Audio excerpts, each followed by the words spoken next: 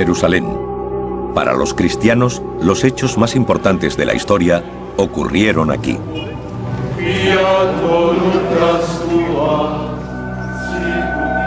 La Biblia dice que esta es la ciudad donde vivió Jesús sus últimos días y donde fue crucificado. Lo que ocurrió aquí cambió el mundo. 2000 años después, la ciudad también ha cambiado. Destruida y reconstruida más de 20 veces en otros tantos siglos. Solo quedan fragmentos, rastros y ruinas de la ciudad que conocería Jesús.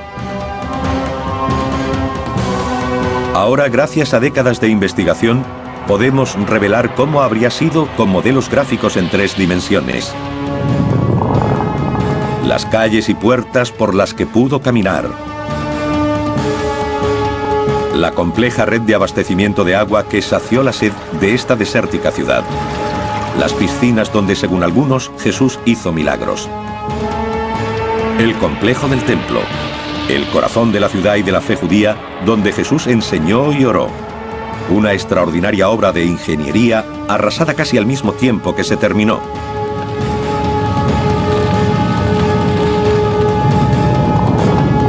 Revelaremos el mundo perdido de los evangelios, el Jerusalén de Jesús.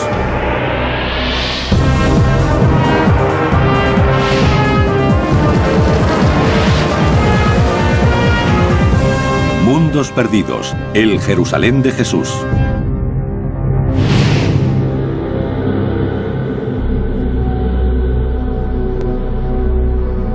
En tiempos de Jesús, Jerusalén era el corazón de Judea, el reino de los judíos, un pueblo definido por su religión.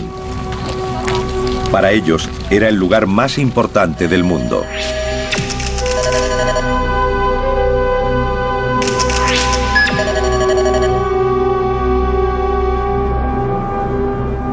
Los evangelios describen 3 ocasiones diferentes en las que Jesús vino a esta ciudad. 40 días después de su nacimiento, cuando sus padres lo llevaron para presentarlo en el templo.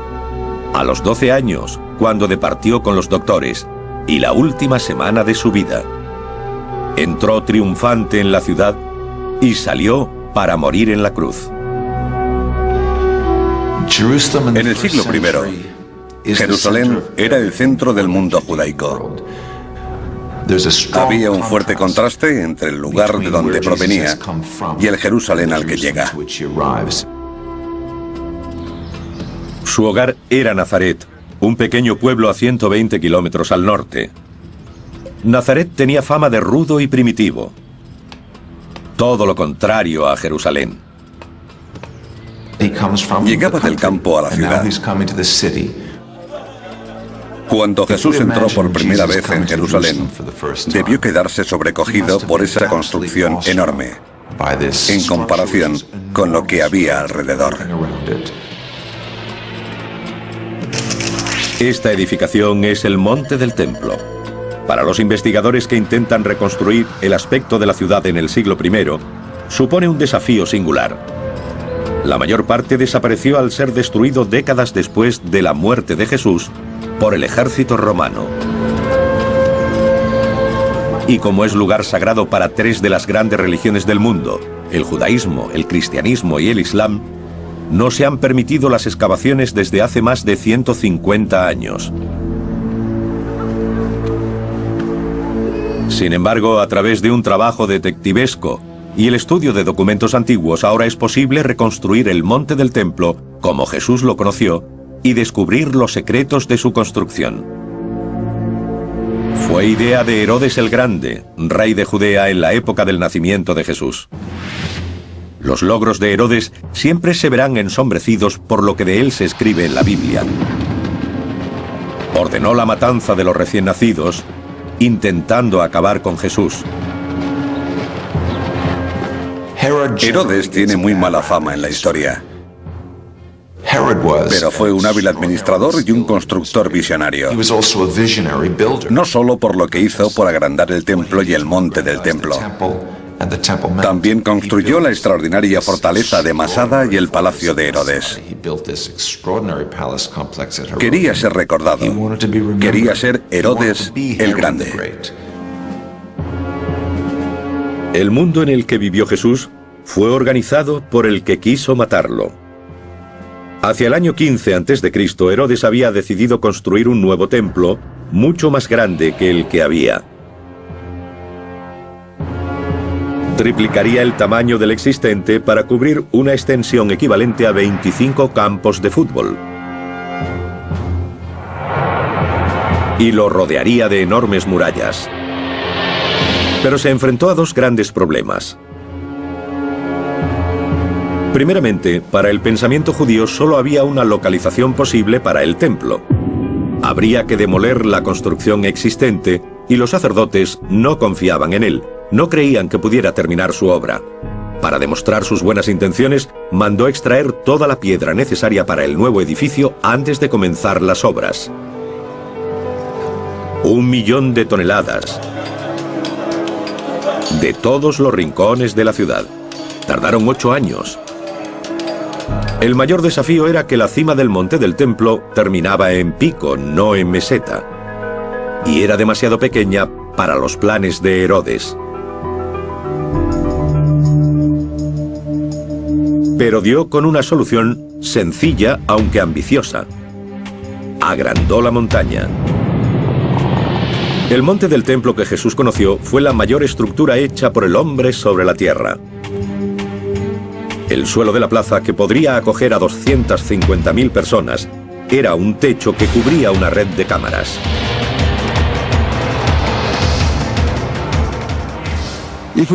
En el monte del templo actual vemos una gran zona lisa nivelada, pero está construida artificialmente. Hay una montaña oculta en el centro. La montaña sería así, y lo que se añadió es suelo suspendido hasta aquí, sostenido por murallas en los extremos. ¿Cómo se suspende un suelo así? Con multitud de arcos y cámaras debajo.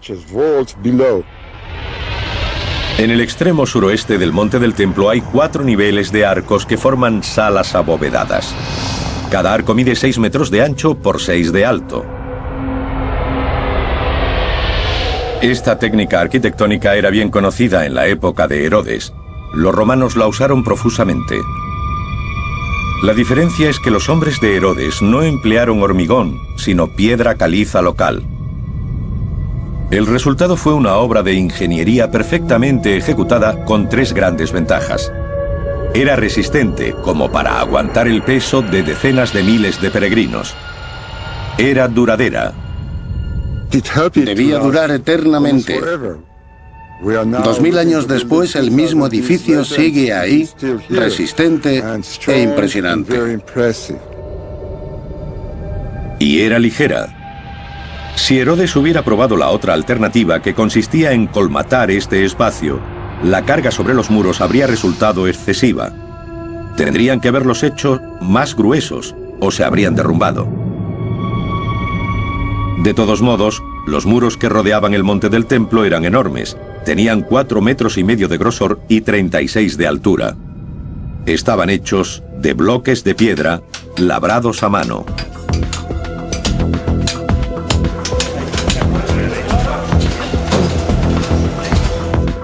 El monte del templo tiene 1,5 kilómetros de circunferencia. Una capa de piedras, si solo tuviese una hilera, tendría de 800 a 1000 unidades. De media, cada una de esas piedras pesaría unos 4.500 kilos, aproximadamente el peso de un elefante adulto. Algunas eran mucho mayores.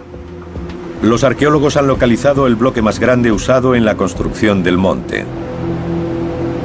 Se encuentra en lo que se conocen como los túneles rabínicos.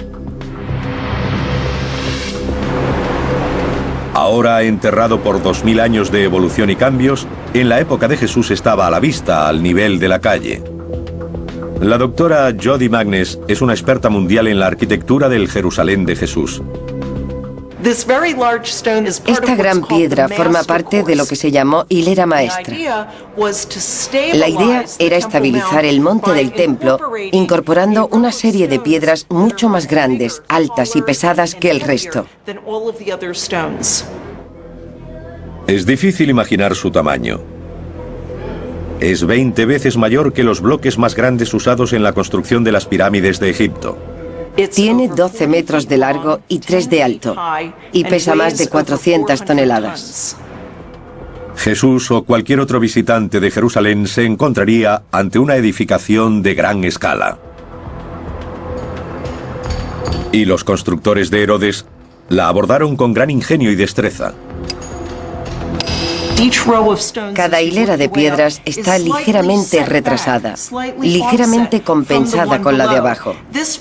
Es toda estabilidad a las partes más bajas de los muros, necesaria para llevar el peso arriba. Y eso crea, o debería decir, corrige una ilusión óptica. Si las piedras se hubieran dispuesto exactamente unas encima de otras, la construcción es tan monumental que habría parecido inclinarse hacia el exterior. Esto hace que parezca que el muro es recto. Los canteros fueron tan hábiles que el espacio entre las piedras es casi nulo. Shimon Gibson nos demuestra su pericia. Encajaron las piezas perfectamente.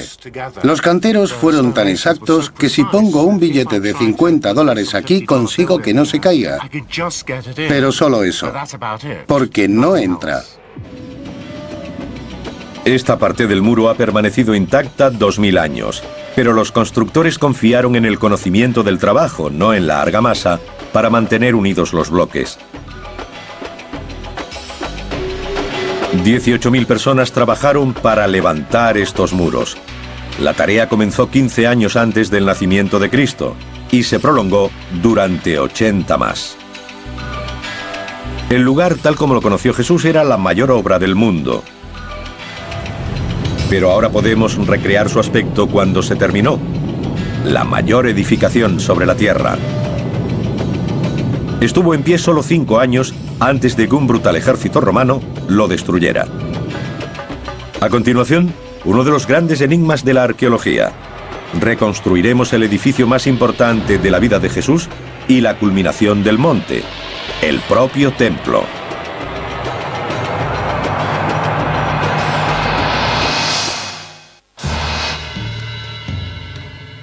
Según el Evangelio de San Marcos, Jesús señaló hacia el monte del templo de Jerusalén y dijo: ¿Veis estos grandes edificios? No quedará piedra sobre piedra que no sea derribada. 40 años después, estas palabras demostraron ser proféticas. El ejército romano, aplastando una revuelta judía, destruyó el templo.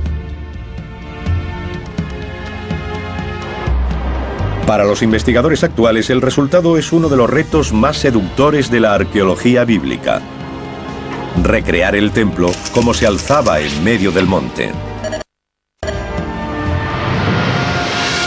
Se ha necesitado el trabajo de generaciones de científicos y eruditos para construir una imagen de lo que Jesús habría visto cuando llegó aquí. Al entrar en el monte del templo, cruzaría una serie de patios o espacios abiertos. Pasaría ante una señal escrita en griego, advirtiendo a todos los extranjeros, o no judíos, de una muerte segura si traspasaban cierto punto. Después llegaría al patio de las mujeres, el último lugar donde estaba permitida la presencia femenina. Era el patio exterior del propio templo o santuario. Al subir 15 peldaños semicirculares, llegaría a la puerta bella que llevaba al patio de Israel, abierto solo para judíos varones purificados según el ritual. Jesús no podía haber pasado de ese punto porque solo los sacerdotes podían entrar en el templo. Al Sancta Sanctorum, en la parte trasera del templo, solo podía entrar el sumo sacerdote una vez al año, el día de la expiación. Reuniendo las pruebas de las fuentes escritas, es posible establecer el aspecto exterior de este santuario tan celosamente guardado. Los arqueólogos han calculado su altura comparándolo con la edificación existente en la actualidad, la cúpula de la roca musulmana. El edificio musulmán tiene exactamente la mitad de la altura del templo en tiempos de Herodes y Jesús. Esta estructura cavernosa tenía la altura de un edificio de 15 pisos. Nuestros investigadores quieren saber cómo se las arreglaron los constructores del templo para erigir tal edificio con las herramientas y grúas tan primitivas de la época. Es evidente que se habría requerido gran cantidad de mano de obra. Los relatos dicen que debido a la condición sagrada de cada piedra del edificio, 1000 sacerdotes fueron adiestrados como canteros. El Dr. Guy Stabile ha identificado rastros de las canteras. Es increíble que esta curva se haya conservado tan bien. En una gruta a 3 kilómetros de Jerusalén ha encontrado una serie de marcas de cincel. Tienen la misma forma que las piedras usadas para construir el monte del templo de Herodes. Aquí podemos ver una línea horizontal y aquí abajo otra vertical. Se ve el filo de cada una. Usaron picos para ir haciendo las hendiduras y barras para hacer palanca y arrancar la piedra de la cueva, de la pared de la cueva. Algunas de esas herramientas se siguen usando hoy. Pero en la época de Jesús, los trabajadores no disponían de camiones o excavadoras. Aquí se ve que a partir de la marca del cincel hay una línea muy clara. Cuando se sacaba la piedra, se podía dar la forma exacta que querían los arquitectos. Todo eso se hacía aquí, porque después había que arrastrar los bloques hasta el monte del templo o a otra zona de construcción. Si se eliminaban las partes innecesarias, tendrían que arrastrar mucho menos peso. Fueron muy prácticos. El transporte requirió de una combinación de fuerza bruta e innovadora ingeniería. El arqueólogo Ronnie Reich ha recreado una solución que usaron los constructores. Es un sistema sencillo pero efectivo. El bloque de piedra se convierte en eje entre dos ruedas. 10 hombres podrían llevarlo rodando. Cada eje podría mover 450 kilos. Una carga imposible de desplazar por una única persona. Así que fue este ingenio el que movió las piedras. Una vez trasladadas, todavía quedaba colocarlas en el lugar indicado. Cada bloque pesaba aproximadamente 10 toneladas. Se usaron sencillas grúas para elevarlas. Hemos construido un bípode con cuerdas y poleas. Las cuerdas se pueden mover con palancas. 8 personas pueden subir esta piedra a 1, 2 o 3 metros de altura y dejarla en su sitio suavemente. El resultado final sería majestuoso. Pero hay algo de misterio en la construcción del templo. El escritor Josefo dice que el templo estaba cubierto de mármol y oro y que desde lejos parecía una montaña cubierta de nieve brillando al sol. Algunos investigadores modernos lo encuentran difícil de creer. La razón es que no había mármol en Israel, en la antigua Palestina. No existía. Tendría que haber sido importado de otros lugares como Turquía o Grecia, y hay muy poco mármol importado durante la época de Jesús. Fue mucho después cuando empezó a traerse en cantidades importantes. Hillel Geba puede haber encontrado la respuesta. A cierta profundidad bajo el Jerusalén contemporáneo, ha encontrado las ruinas conservadas de la casa de una persona adinerada.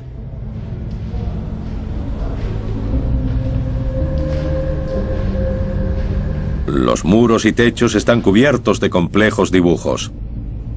Y estos muestran que los constructores de Jerusalén trabajaron el yeso creando la ilusión de que era piedra. Este muro ha sido tallado para imitar los bloques que conformaron los muros del monte del templo. Esta es una imitación en escayola de la construcción de grandes bloques. Cada bloque tenía un marco. Está en blanco, sin decoración, pero hay otros ejemplos que la tienen. Parece posible que en la fachada del santuario se usara una ingeniosa técnica. En mi opinión, cuando nuestras fuentes describen el templo con mármol o cubierto de mármol, lo que realmente quieren decir es que el edificio estaba hecho de una brillante piedra blanca, o quizá de piedra cubierta de estuco brillante. Ahora podemos mostrar el templo como habría sido cuando vivió Jesús. El punto central de la ciudad, blanco y oro, con columnas de humo elevándose desde los altares de los sacrificios. El edificio fue un imán para creyentes de todo el Oriente Próximo. Cuando Jesús llegó a Jerusalén para su última Pascua, pudo haber más de 200.000 visitantes.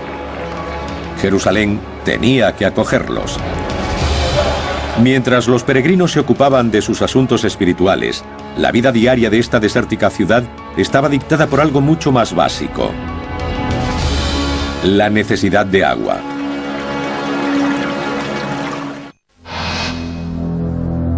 La tradición dice que una semana antes de su muerte, Jesús hizo su entrada triunfal en la ciudad de Jerusalén. La multitud se congregó para darle la bienvenida, cantando y agitando palmas. Muchos eran sus seguidores, pero la ciudad ya estaba llena de gente que había llegado para celebrar la fiesta de la Pascua. La población normal de Jerusalén en tiempos de Jesús era de algo menos de 30.000 personas. Pero durante la época de las fiestas, en ese caso la Pascua, podía llegar a haber 10 veces más, unas 300.000. En ese momento Jerusalén era el asentamiento de mayor crecimiento de Oriente Próximo. Recibía más de 1 millón de visitantes al año. Nuestros investigadores han intentado hacerse una idea del probable aspecto de la ciudad y de cómo lograban acoger a aquel enorme flujo de gente. Algunos de los beneficios eran claros y evidentes. Los peregrinos llevaban riqueza. La propia construcción del templo generó mucho dinero. Los peregrinos que llegaban a Jerusalén tenían que gastar dinero en comida, alojamiento, regalos y recuerdos a lo largo de su camino. Y por supuesto, pagar los impuestos del templo y los sacrificios. Décadas de excavaciones en el muro occidental del templo han descubierto los restos de una calle de 9 metros de ancha y 900 de larga, que funcionaba como un centro comercial. Es conocida como la calle de Herodes. Jesús habría caminado por aquí. Esta es la calle principal de Jerusalén. Hay que imaginarse el gran número de personas que venían aquí para comprar y vender en los muchos puestos callejeros. Todos eran peregrinos. Era el corazón de Jerusalén. Algunos arqueólogos llaman a este lugar Wall Street, reconociéndolo como el corazón económico de la ciudad. También han reunido pruebas de la relación entre esos intereses comerciales y la vida espiritual del templo. El examen de la muralla en el extremo meridional de la calle revela los restos de un arco. Es conocido como el Arco de Robinson. Con más de 15 metros de altura y una envergadura de al menos 12, sirvió como una de las principales entradas al complejo. Y en su base, situados contra los muros del monte del templo, habría puestos que venderían productos a los peregrinos. La zona que desembocaba en las grandes escaleras era conocida como el Arco de Robinson. Debió florecer con el comercio, porque la gente que se dirigía al templo era asaltada por vendedores que les ofrecían sus mercancías. Jesús debió encontrarse con una escena así cuando entró en el templo. Furioso por lo que vio, se enfrentó por primera vez a las autoridades. Se dice que se abrió camino hasta una zona llamada el Patio de los Gentiles. Como todos los judíos varones, tuvo que pagar el impuesto de 2 siclos. La moneda especial necesaria solo se podía comprar a los cambistas del complejo del templo. Tenían fama de corruptos. El cambio de moneda debía ser una actividad fraudulenta. Los cambistas se aprovechaban de la gente inocente de los pueblos que no estaba acostumbrada a la vida en la ciudad. Jesús debió ver cómo estafaban a aquella gente y eso le enfureció. Esta es la única ocasión en los evangelios en la que Jesús muestra ira. Para Jesús se habían rebasado los límites del templo y quiso echarlos. Tiró las mesas, destrozó los puestos y les dijo: ¿qué estáis haciendo? Habéis convertido la casa de mi padre en una cueva de ladrones.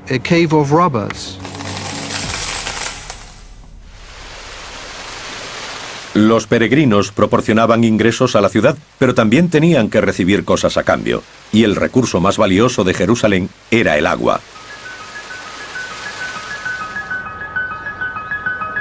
Jerusalén era y es una ciudad desértica. Está a 760 metros sobre el nivel del mar. El río más cercano está a 40 kilómetros de distancia. ¿De dónde conseguían esos miles y miles de personas agua para beber? Había 30 cisternas de agua de lluvia repartidas por la ciudad. La más grande albergaba un volumen equivalente a 20 piscinas olímpicas, y aún así apenas se cubría la demanda. Debían congregarse alrededor de las cisternas. Esperaban su turno porque había poca agua y muchos peregrinos. La gente no solo necesitaba agua para uso doméstico. Necesitaban una cantidad enorme para las purificaciones. Tenían que estar puros para subir al templo y visitarlo. Como parte de sus prácticas religiosas diarias y especialmente antes de ir al templo, todos los judíos debían lavarse en lo que se llamaba agua viva. Jerusalén tenía muchas piscinas diseñadas para este propósito llamadas mikvahs. En la más grande y frecuentada, la piscina de Siloé, fue donde Jesús hizo uno de sus últimos milagros. El Evangelio de San Juan nos dice que Jesús curó a un ciego. Cogió tierra del suelo, escupió, le untó el lodo en los ojos y le dijo: ve y lávate en la piscina de Siloé. Un descubrimiento fortuito durante unos trabajos de ingeniería en una tubería cercana llevó a Ronnie Reich a localizar el lugar exacto de la piscina y a comprender lo grande que era. Alimentada por uno de los manantiales de Jerusalén a través de un túnel de 500 metros, habría cubierto cerca de 2.000 metros cuadrados.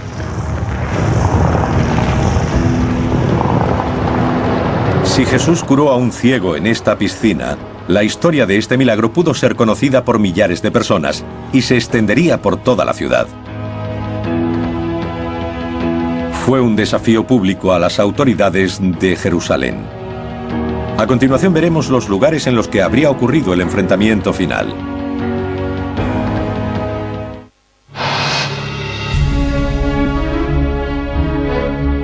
A medida que investigadores, arqueólogos y eruditos bíblicos intentan comprender la metrópolis que fue Jerusalén en tiempos de Jesús, emerge una imagen extraordinaria. Esta es una ciudad desértica obsesionada con el agua, donde los asuntos espirituales rigen todos los aspectos de la vida diaria, donde la ingeniería práctica e innovadora se da la mano con el misticismo, donde en las festividades religiosas la multitud se congrega en puntos claves de la ciudad. Shimon Gibson ha formado parte del equipo que intenta desentrañar y recrear el lugar más intrigante, la piscina de Betesda. Situada al norte del templo, fue el lugar donde, según el Evangelio de San Juan, Jesús le dijo a un paralítico: levántate y anda. Los arqueólogos han excavado hasta los 12 metros de profundidad a través de 2000 años de escombros, para desenterrar el lugar tal como debió verlo Jesús. Lo más fascinante es que incluso antes de que él llegara aquí, se decía que esta piscina tenía poderes curativos. Cuando Jesús llegó a la piscina de Betesda, había una cola de ancianos, tullidos y ciegos. Todos esperaban su turno para entrar. El hombre al que curó Jesús llevaba mucho esperando la oportunidad de bañarse en sus aguas. Y lo que ha descubierto Shimon Gibson encaja en la historia. Los escalones de la época de Jesús están muy bien conservados. Como pueden ver, hay una serie de escalones con un descansillo entre cada tramo. Esos rellanos encajan bien con la historia del Evangelio de San Juan, que dice que los enfermos se metían en la piscina y Jesús hacía los milagros. Los enfermos eran llevados a descansar en los rellanos de los escalones y a bañarse en sus aguas, porque hacían burbujas y se volvían rojas como sangre. Shimon Gibson investiga el sistema oculto de túneles y pozos que regularon el paso del agua a la piscina de Betesda.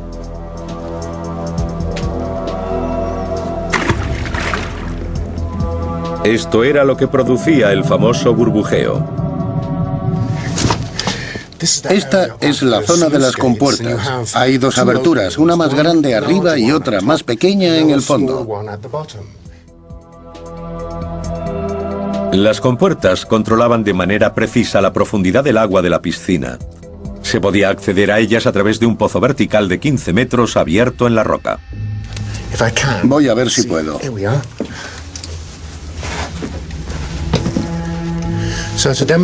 Estoy subiendo por aquí para demostrar cómo lo hizo la gente de aquella época. Aproximadamente por aquí habría un sistema de poleas que habrían usado para subir la compuerta. Un duro trabajo, pero fue un sistema ingenioso. Shimon también ha encontrado una explicación a la aparente presencia de sangre en el agua. En esta roca se ve una fisura y en ella hay tierra rojiza. Dentro del muro del túnel cortado entre las dos piscinas es incluso más roja. Cuando el agua pasaba hacia la piscina septentrional, los que se metían para purificarse pensarían que era sangre lo que salía del agua.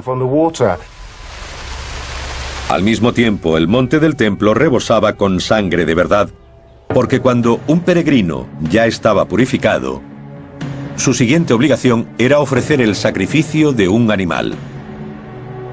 En momentos de grandes celebraciones como la Pascua, que llevó a Jesús a la ciudad en los últimos días de su vida, se mataban gran cantidad de animales a la hora. Era un sacrificio a escala casi industrial.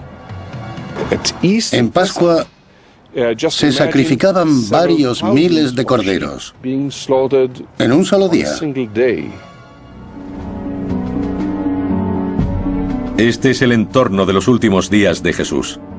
Tenemos una imagen clara de cómo era Jerusalén en la época en la que fue detenido, juzgado y condenado. Pero muchos quieren saber aún más. Situar los lugares donde ocurrieron los hechos. No solo son historiadores y arqueólogos. Todos los años, cientos de miles de peregrinos llegan a la ciudad con la esperanza de caminar por donde lo hizo Jesús. Pero en 2000 años de reconstrucciones y cambios, la ciudad ha crecido y también las historias. Se ha hecho difícil separar la realidad del mito. Un claro ejemplo es el lugar donde Jesús hizo su última cena. Desde entonces, el modo en que partió el pan dio lugar a la comunión en las misas cristianas. Y por eso viene tanta gente a esta sala, la Senecal o habitación superior en el monte Sión, porque muchos creen que ocurrió aquí.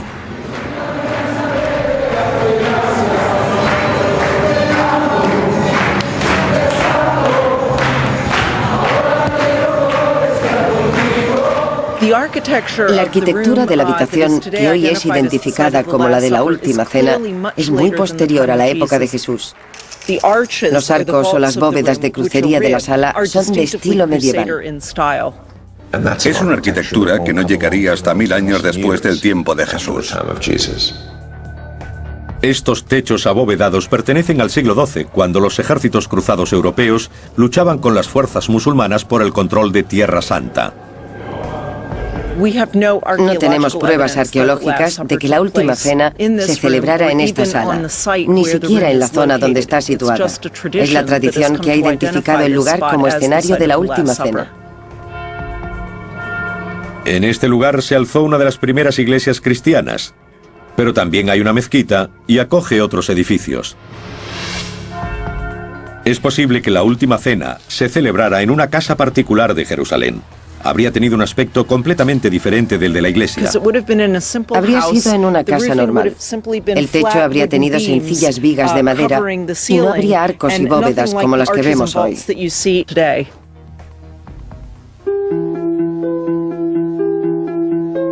Los evangelios dicen que después de la última cena, Jesús se marchó con 3 de sus discípulos al huerto de Getsemaní. De nuevo, es difícil determinar la situación exacta, pero está claro que fue al pie de lo que hoy se conoce como Monte de los Olivos. Getsemaní significa molino de aceite. El huerto de Getsemaní parece ser un pequeño recinto situado en la parte superior de lo que conocemos como Monte de los Olivos, al noreste del templo, al noreste de la ciudad. Parece ser el lugar donde Jesús subía a orar la noche anterior a ser detenido. Tras una noche de oración, fue apresado por hombres que actuaban en nombre de las autoridades del templo. Jesús fue prendido en el huerto de Getsemaní antes del amanecer, en la hora más oscura antes del amanecer. La pregunta es, ¿dónde fue llevado? Este es el gran desafío de los investigadores: trazar la secuencia de los hechos conocidos como la Pasión de Cristo. 2000 años después intentarán reconstruir los pasos que llevaron a Jesús hasta su crucifixión.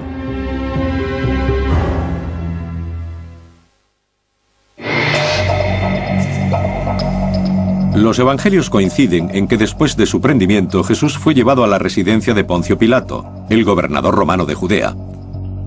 Esto tiene sentido histórico. El Imperio Romano ejercía un férreo control sobre la ciudad.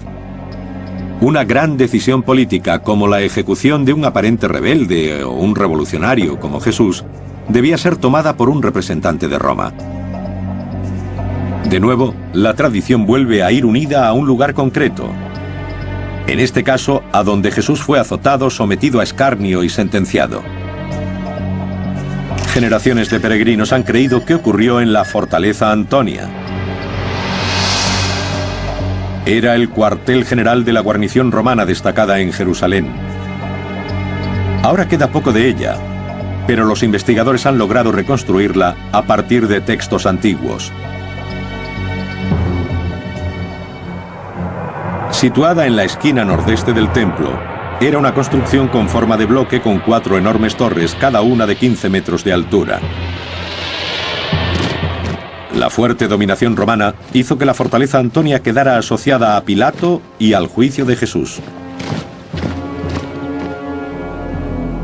Hoy apenas queda nada.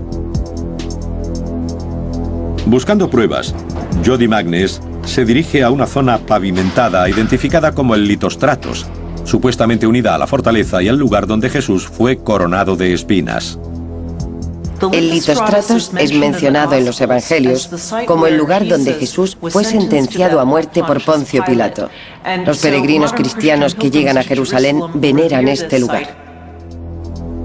El problema es que la ciencia no respalda esta versión de la historia tradicional.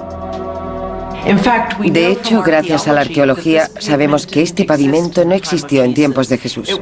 Se hizo después, en el siglo II, por orden del emperador Adriano, como parte de un mercado que construyó aquí.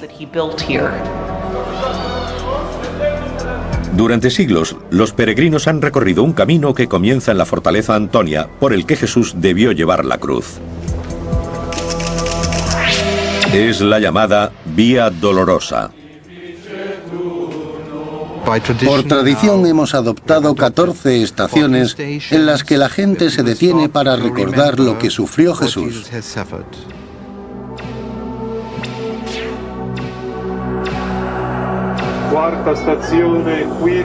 Pero apenas hay pruebas de que este sea el camino correcto. Puede que la gente esté equivocada al querer seguir los pasos de Jesús en el punto y lugar donde se enfrentó a Poncio Pilato, donde los soldados lo tuvieron en cautividad y donde le clavaron la corona de espinas. La afirmación de que este es el camino que siguió Jesús está basada en una idea errónea, que la residencia de Pilato y el cuartel general de las tropas eran el mismo lugar. Los datos recientes sugieren que Pilato probablemente vivió en otro edificio, un palacio construido por Herodes.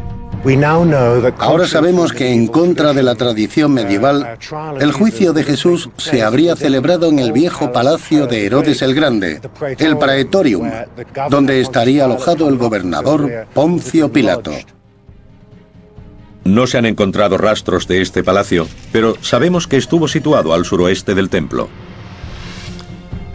Y si esta fuera la residencia de Pilato y Jesús fue llevado hasta allí, entonces no habría seguido la vía dolorosa. El Jerusalén moderno no es la ciudad que conoció Jesús y es casi imposible que nadie pueda seguir el mismo recorrido que hizo él.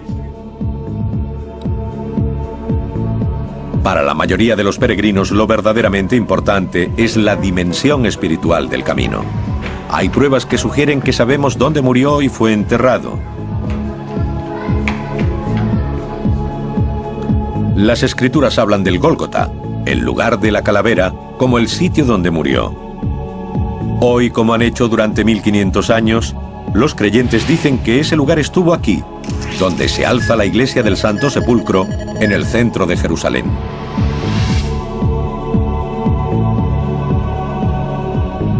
Se cree que este lugar fue convertido en iglesia 300 años después de la muerte de Jesús. Pero algunos eruditos dicen que no podría haber sido el lugar de la muerte y entierro de Jesús, porque el Evangelio afirma que esos hechos ocurrieron a extramuros, ya que la ley judía prohibía la ejecución o enterramiento dentro de la ciudad. Jerusalén era diferente entonces. El Gólgota estaba fuera de la ciudad en la época de Jesús, pero ahora está dentro de los límites de la ciudad. Basándonos en excavaciones arqueológicas, ahora sabemos que la zona de la iglesia del Santo Sepulcro, en particular la rotonda, formó parte de un cementerio mucho mayor. En otras palabras, esta zona estuvo fuera de los muros de la ciudad, no dentro de sus límites. En un extremo de la iglesia, Jody Magnes encuentra pruebas de que aquí se hicieron enterramientos hace 2000 años. Aquí vemos un ejemplo de la típica tumba judía de Jerusalén en tiempos de Jesús. Estas tumbas eran huecos tallados en la roca, nichos hechos en las paredes de las cámaras funerarias. Todo encaja. El peso de la evidencia sugiere que este sí podría haber sido el lugar de enterramiento. Arqueológicamente hablando, la ubicación de las tumbas judías en este lugar nos hace pensar que quizá fue aquí donde Jesús fue crucificado y enterrado.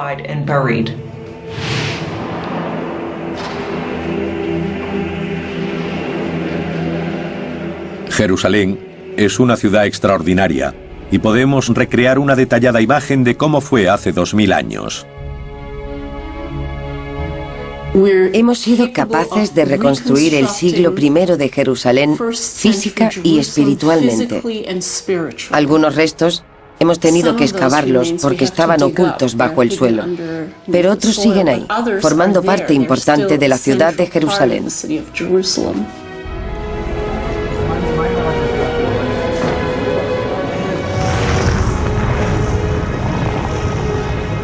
Reconstruyéndola, hemos conseguido una imagen de un tiempo y una vida que sea cual sea nuestra religión, tuvo un importante papel en la forja de nuestro mundo.